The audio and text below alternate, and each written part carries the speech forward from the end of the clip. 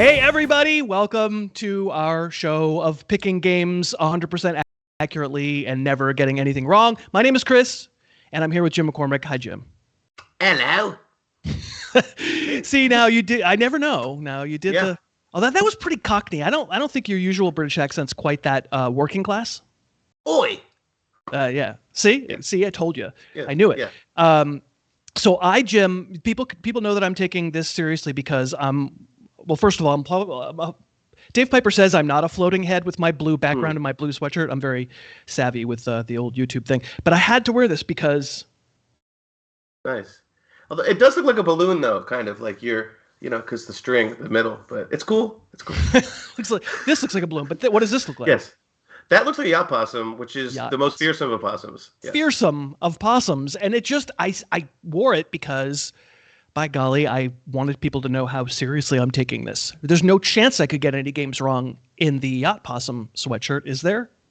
No, I mean, it's like a minor league baseball team, except it's not, It's absolutely not.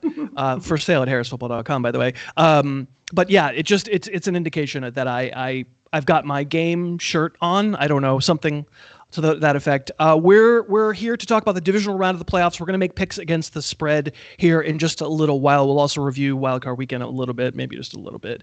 We'll throw up a graphic, probably Piper will. That Jim and I each went 3-3. My best bet was looking terrible in the first game of the weekend. The 49ers over the Seahawks. They were losing straight up at halftime, but did wind up kind of exposing finally the Seahawks and covered easily. Jim, how did your best bet go? He asked, knowing how his best bet went.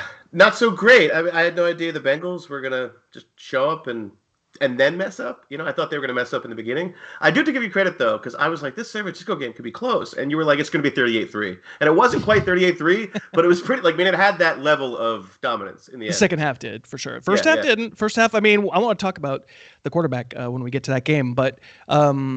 Listen, I was on Cincinnati also was 1 point, right? We had 8 and it turned out they won by 7. So I'm not going to get too mad at you. I felt like analysis wise, we did a decent job this week on all but one game. And I'm saying that analysis wise, I'm the dodo who did not do well on the one game, and it's Monday night. As people could probably do a little Wayne's World and go back to last week and have me give all these convincing reasons why the Buccaneers were not only going to cover but probably win against the Cowboys. And little by little, you were like, "Oh man, you're kind of building a case here." I feel like maybe nervous. I should. I was really dead stinking wrong, and I want to ask you, was your faith in the Cowboys on the road as a favorite? I know you've on this show been very, I don't want to say pro Cowboy because you hate the Cowboys, but you've been respectful of how good they are most of the season, even when they haven't maybe played great. Would you say that your feelings about the Cowboys covering last week against Tampa were more about the Cowboys or more about your feeling that the Buccaneers kind of were who they advertised through the entire season? That was more about Tampa and the season they had, right? Like when did they show us they deserve this? Like that they deserved a home playoff game other than winning the NFC South. So, yeah, it's a little bit of both though, right? It's not mutually exclusive. I know you're asking what led me more, but it was just both factors. That one team was pretty good all year. One team was pretty bad all year. So I felt like. Okay, Jim, I have a little. Can you read between the lines? This is my message to you. I don't agree that the Cowboys were good all year. Pretty good, but they stunk at the end. I guess I was kind of a leading question, but I'm asking because, well, I'm a Patriot fan. What did we learn? Right. Well, I'm still a Patriot fan who still roots for Tom Brady, and. There's a moment in that game where they're down 6-0 because the Cowboy idiot kicker couldn't kick an extra point, and the Buccaneers drive all the way down, and they're inside the 10, and Troy Aikman's going on about how Tom Brady's never thrown an interception in the red zone in his life, and then all of a sudden, just trying to throw it away, the smelliest pick you can imagine, and maybe I felt like you're right about the lack of, the lack of belief, because at that moment it felt like that was when things went downhill. It was really early in the game. I'm trying to get to, I guess, we're going to talk about the Cowboys last because that's the last game of the weekend, but kind of trying to figure out, was this Tom Brady turtling? Because there came a point in that game, man, where he's never liked to get hit. Nobody likes to get hit. He's especially always been protective of not getting hit, but not like that. That was kind of a cowardly performance. I think. He was tucking. Yeah. Well, it was, but at the same time, it's like they just couldn't. Obviously, you can't block Micah Parsons, but 9 QB pressures was the most of the whole. It tied his record of the whole year. Yeah, that's a lot of pressure. So he just was influencing the game, especially for a guy who gets rid of the ball that quickly. Generally, I don't know. I thought a couple things were completely off with what Leftwich was doing. Like obviously abandoned the run, like because the run was terrible, but they never replicated the run for him in any other ways. So, yeah, I thought there'd be more Godwin slants and more of that, but yeah. Well, again, I'm asking because we're going to get to Sunday as the 2 best games of the weekend, and when we get to that game, the Cowboys are going to be going up against a force. So yeah. I'm interested. I think what I'm hearing between the lines that maybe your pick was a little more about the Buccaneers, which is interesting. And all right, so let's go chronologically through the weekend. We'll make our picks. We'll give our rationales. Before we do, though, let's congratulate our poster from last week who picked a correct game. I don't believe I know which game they picked correctly, but I know it was JBBRKY.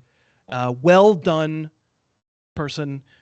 Good pick on a team that I don't know who you picked because I didn't ask that information because I'm not good at this. But good job. And I don't know how to say your username either. So overall, this was a total success in a helping way. Moment of glory. They know. Moment of glory ruined by the yacht possum. Okay, so we're going to go to Saturday first. The less exciting, probably, of the AFC half of the bracket. We have the Jags. I could have launched the show talking about their win and about was that more about them or the Chargers? We'll get to that in a second, but huge second half comeback. They played, I don't know. I think the game, as I recall it, in Kansas City earlier in the year, it was 27-17 was the final score, but I don't really remember it being that close. I feel like they sort of got boat raced a little bit and then made it respectable at the end. If you like the Chiefs, you have to give 8.5 points. Yeah, that feels like a lot, but maybe it's not. One of my favorite shows was The Wire, which on the surface was about a complex weaving of crime and government and different populations, the underbelly of the American city. But really, it was about the Jaguars and about Jimmy Smith's Hall of Fame candidacy and just how can you win in teal and gold. But this all said, the Jaguars also got down 27-0. I know they came back, right? It's the Jaguars. I can't stop. It's really how I say it. It's not. It's how I say it. That time it wasn't me laughing at you. That was Piper in our ears laughing at you. So I just think they're overmatched. I think last week was their come up, and I know this is a big number, but this sounds strange. I had it at 9, so it's not like I was wildly above this, but I just think this is a double-digit game, possibly. Do you put it? Any stake in the idea that it opened at 9.5 and went down to 8.5? Is there any? I mean, clearly that means some money came out on Jacksonville. It's all the extra money that people bet the money line at halftime. So it's like it's just the overage. It's just the surplus. Means nothing. Nothing. Yeah. I mean, here's what I'll say about last weekend in general. Like, I really hope the Chiefs or the Eagles are good, because if they're not, there are no good teams this year. Right. Yeah. And we're gonna look back on this year as kind of like a crap.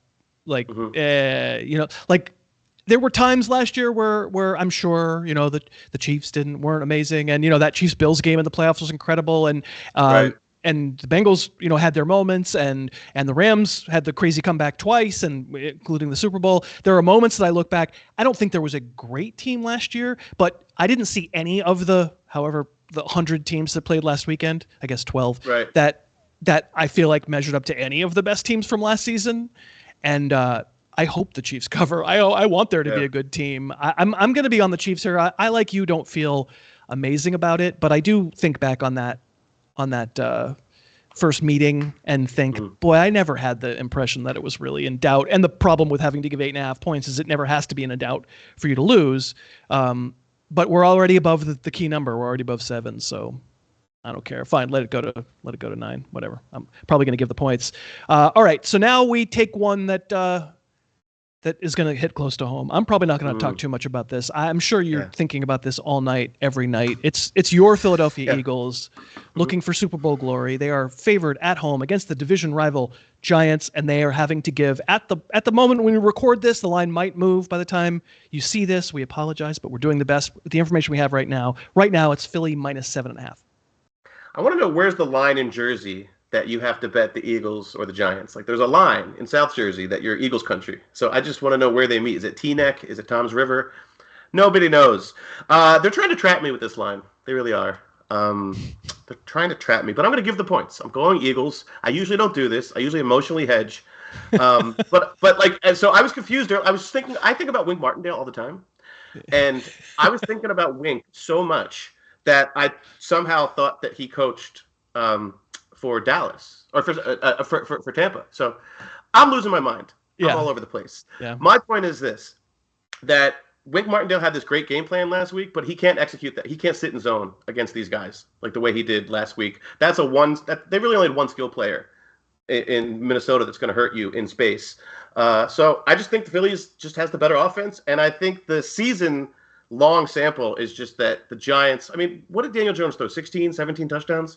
Like, I just don't think they're near the caliber of offense that the Eagles are. So that's it. Yeah.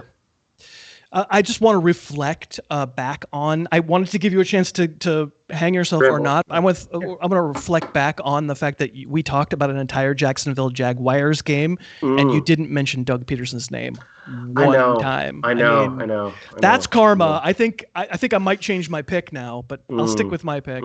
I too. It's a big case. It's really big. It's like, I'm gonna give the points. It opened 8.5. And immediately went to 7. Yeah. And then went back up to where it is as of right now at 7.5. And I think that's probably fine. I think it's right. I think it's about a touchdown. They didn't, the late season game doesn't count. The Eagles weren't trying, and then the Giants really weren't trying. Like, I remember the first game, and it was week 14 though, so sure. First one. And what I remember honestly is just all the points.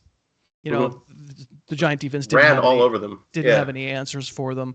The worry is just, here's what I think about Daniel Jones and the way that Brian Daboll is using him. Obviously, famously, Daniel Jones not signed, right? So didn't get his 5th-year option picked up, destined to be a free agent, potentially franchise tagged, or else I assume he's going to stay with the Giants after this kind of run. Except, I feel like the play calling this past 6 weeks or so has been like, we rented this Daniel Jones guy. Yeah, he's gonna run a lot. Yeah, a lot. Like chest forward too. It's like he's out there. Yeah, I mean, Jalen Hurts doesn't run this much, and it is a ton of like quarterback power. Right. Oof, man, like in traffic, like he's not getting. That's what quarterback power is. Like, there's no deception at all. It's just it's just okay. Everybody, student body left. And that is destined to get the quarterback hurt eventually. It makes me think that's not the long-term plan for Daniel Jones. But if that's the only way he can be effective, I just don't know. I think I'm also going to be on the Eagles minus 7.5. Not a line that I thought was terribly out of line. I had it at 8, so I don't think it's terrible. All right, we'll get to the Sunday games in a second. Let's thank the sponsor, because DraftKings has supported us the entire season long as we've been silly trying to pick these games. They have the craziest of promotions for divisional round. Like, we've talked in the past how you can make a $5 bet and potentially win $200 in free bets. Oh no, the potentially's gone now, Jim.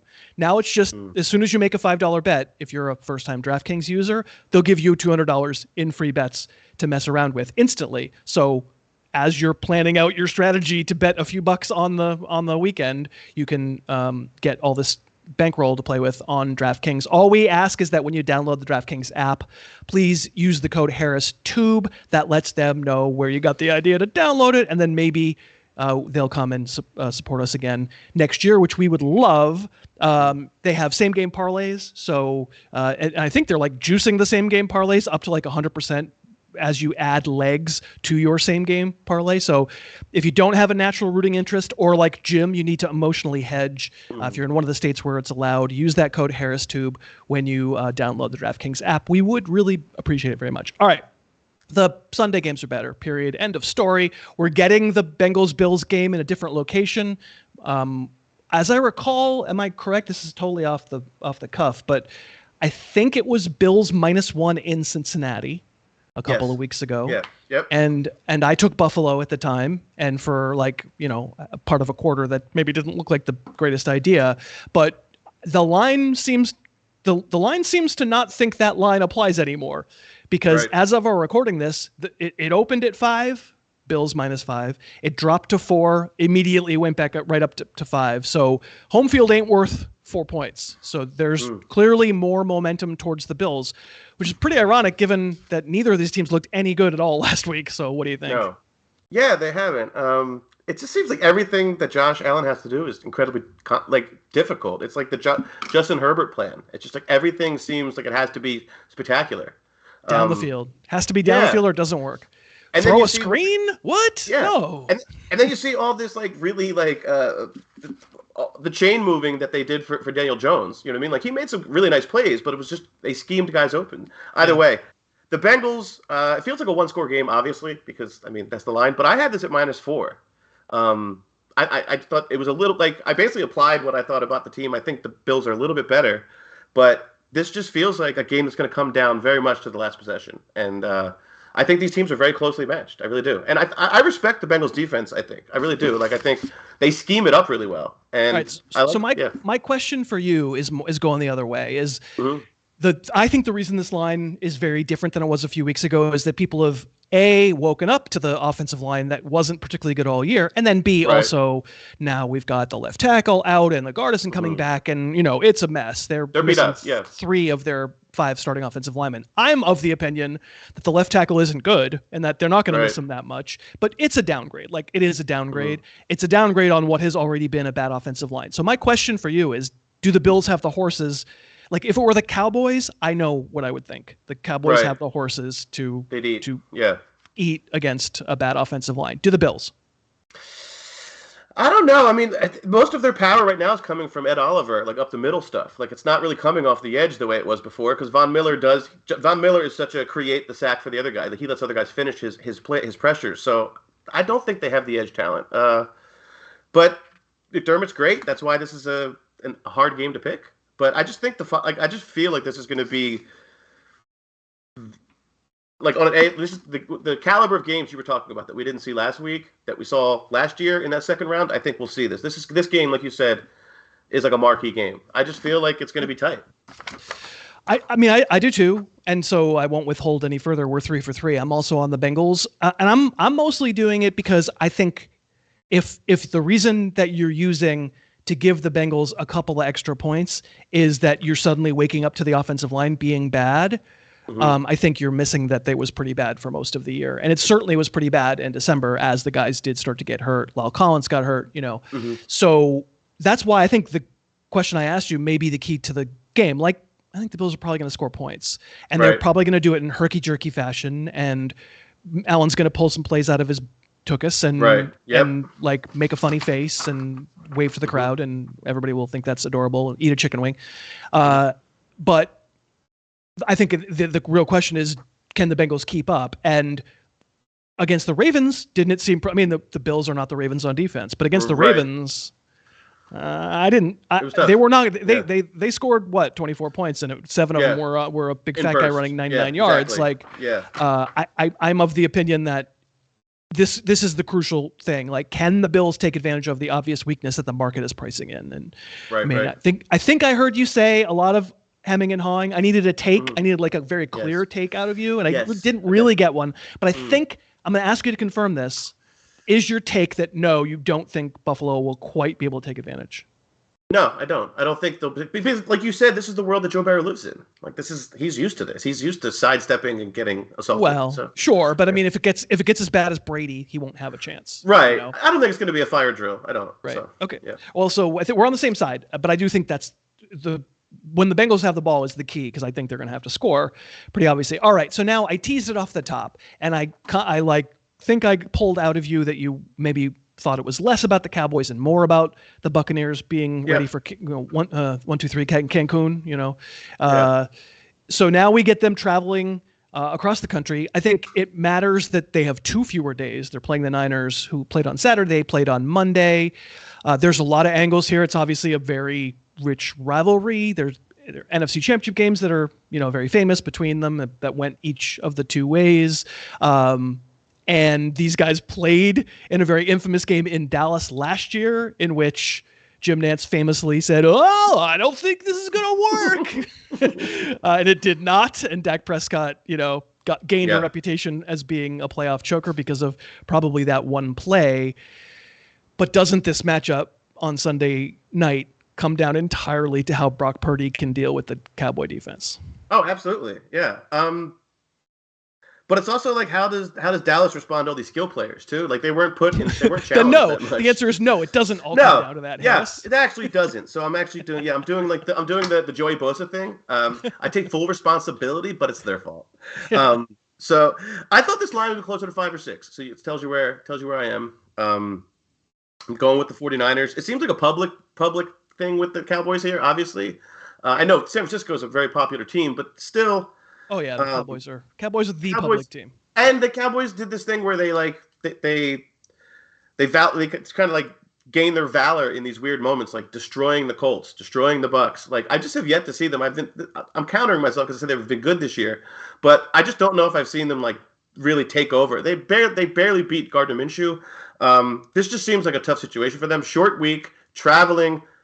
Mike McCarthy, like. The field goal kicker? Yeah, the field goal kicker. It's like that's like a Munson. A Maher is going to be like you Munson. It's bad. I just think they're the better team, even with the Purdy factor. They're just the better. Okay, so let's go back because you did the ESPN trick of not actually answering my question. I'm not going to let you get away with it. So I'm gonna go on the other side. I think it's really close. I set the line at 3. So if it's I don't think I even said it. It's San Francisco minus 3.5. I'm sure Dave has already put the graphic up. It opened at 3.5. It went up to 4. So I think there was pressure to go actually in the other direction, the non-public side. It came back down to 3.5. I know why it is what it is. The Niners have a Super Bowl winning roster except for a quarterback, and we don't know yet. They might still have a Super Bowl winning roster even with Purdy at quarterback, but. I think it's the best defense, and I don't think we're going to get a huge argument. The Cowboy defense is really good, especially up front, but I think just in the secondary and it's deep. The linebacker depth is just crazy. So I'll give them that. Offensive line, it's at least arguable the Chiefs have a very good offensive line. Like I think it's arguable the Niners are close to the best. The skill weapons, as you inserted into my question, absolutely fantastic. This comes down to Purdy, man. I want it. Is this or is this not? By orders of magnitude, the biggest defensive challenge that Purdy will face as a starter in the NFL. He hasn't faced the defense over 26th in DVOA yet. And there's not that many teams between 26 and 32. So what's going on there? You know what I mean? Like, just kept playing the Seahawks over and over. Yeah, exactly. But in any case, he hasn't been challenged, and that is the question. But there's a part of me that's just, I know this is like the Shanahan thing, but like there was a week where we were like, Nick Mullins, hey, you know what I mean? Like, this guy and Jimmy Garoppolo, like not to say this hurts Jimmy Garoppolo, that's a ridiculous, but it exposes the idea that this is a ready-made system. And so I want to see that it's fake, but then when I watch it, I'm like, yeah, he can do that again. Like he just, it's like nothing seems so impossible that he's doing. Okay, I mean, and I've had the Niners as my best bet last week, so I don't want to go back and revise history. But the first half, Purdy was terrible. He was, he was. He was bad. He was really good in the second half, but like the key play of the game might have been the long touchdown to Debo that I'm positive I could have thrown. Sure. Because we just forgot to cover him, and he ran 50 yards. And there's your yak, right? Everyone's like, oh, he had like a 1,000,000-yard yak. Well, it's like one play. It's like yards per carry on an 80-yard run. Like, okay. Right. But I will say. You're right. What this is a battle of is we could look back in 5 years and say, oh my God, Brock Purdy, who is a legit good NFL starting quarterback for many, many years, was Mr. Irrelevant. It's never happened before. I can't believe this. It's possible. He's done nothing to really dissuade me from that, but he also hasn't really played anybody yet. So this comes down to a battle between the Shanahan system and the Cowboy defense being too much for Mr. Irrelevant. That's the question. And I'm gonna take the Cowboys, and I'm gonna. This is kind of me, like betting on history, that just usually these guys aren't at some point show it. Like it doesn't. Aren't Super Bowl winners. Usually they're not. I mean, we could have said this about Tom Brady if we were recording this 20 whatever years ago. I'd be like, who's this Brady guy anyway? So I admit this is not a lock or a sure thing at all. This is almost like a vote for sanity. Like at some point, I get it. Yeah, a super elite defense. Maybe it's not a super elite defense. It is a super elite pass rush. Right. Oh, they have an incredible amount of talent. It's just not spread around the way that it is with the 49ers. Yeah. Right. It's a super elite. I don't think the offensive line can hold up against it unless you do fun things. Yeah. I don't think any offensive line can. I think this is the best pass rush. Am I right in saying it's the best pass rush in the league? I think, yeah. I mean, the Eagles have better actual raw sack numbers, but in terms of consistently pressuring you and also how they create it, they can just send 4 and it's dangerous. So yeah. And when they blitz, it's just, Brady learned. Oh my God! But aren't the 49ers the team kind of built for that in terms of just here, do something? They have 4 of here's those the guys. Ball. Yeah, here's the ball. 1 yard pass. Here's the ball. 1 yard pass. It's going to happen. They're going to score points. Yeah. But I think the Dallas offense is good too, and they should probably score points too. It's about putting him in a place he's never been before. I get it. Yeah. So I'm not. This by far is not my best bet. Oh my God, it's definitely not my best bet of the week. But I think I go Cowboys. I'll take the 3.5. I'll lose by a field goal maybe, and kind of is a vote for Purdy. Isn't bad or anything, but just doesn't quite do what he did in the second half. Pull him out of it. All right. So I mentioned the best bet. We are going to give what our most confident bet of the week is here in a second. But we'd like to hear from you, the viewer, down in the comments, as they say. I'm so hip, Jim. I know the YouTube lingo. Comments. I knew it. Just tell us of the lines that we give you, which side are you on, and you're most confident about it, and we'll shout somebody out on next week's show. Jim, this is the moment. Are you picking the Eagles? Well, I just went real quick. I just want to note that I'm going to text you during the Dallas game, late in the game, when Brett Maher is about to kick, and it's going to be necessary for them to cover here. But yeah, why would they be kicking then? If it was necessary for him to cover, why would they be kicking? Don't ruin the joke. It's 3.5 points. I couldn't work it in there. Okay, or they're gonna go for 2, but Dak's hurt and Brett Maher is the quarterback. So Eagles. I'm taking the Eagles. I can't believe it. Oh my God, I cannot believe it. Put some hot sauce on it. If it's gonna hurt, I want it to hurt. So. That is like hot sauce on a sandpaper wound. That is that is dangerous. I don't want to take either of the Sunday games because I just don't feel super confident. So I guess I'll say Chiefs. I hate giving that many points, but I do I have a bigger gap in that was a 1.5. I thought it would be Chiefs -10. I don't think it's an outrageous line to say it's 8.5. The Jags have shown a lot. Any Jacksonville fans, there are a few watching. Yeah. I'm sorry. I don't think you're bad. I think there's a chance you win it outright. I think there's a chance, but I think I'm going to go Chiefs to double digits. So I will pick Kansas City for my best bet. And again, tell us down in the comments which you like as your best bet. That's going to do it for this week. We appreciate you watching all year long, and we will be here all the way through the Super Bowl to tell you what we think and give you a little football analysis along with some snark. My name is Chris. You can follow me at Harris Football on Twitter. Jim is at _Jimmy McCormick because I can't get into it. Anybody who listens to the podcast, you know the joke. I can't. Yeah. I can't do it. And then at Dave A. Piper, if you'd like to follow our producer as well. We appreciate you watching. Thank you to DraftKings. We'll see you next week. Thanks so much for watching. Please, please, please smash that like button. Write a comment. Tell us who else you'd like to see us review film on. And of course, best of all, please subscribe to our channel and then click that little bell above the subscribe button and you'll be notified whenever we post a new video.